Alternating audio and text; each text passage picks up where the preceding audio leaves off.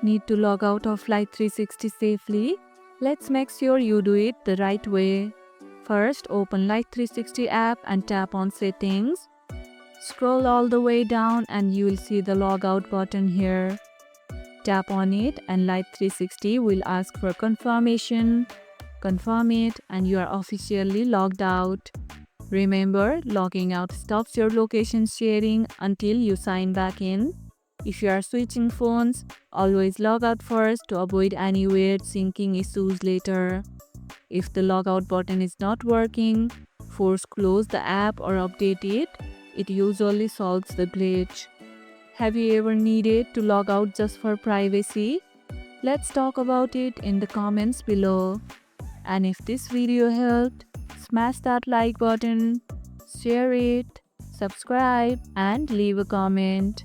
Thanks for watching and I'll see you in the next one.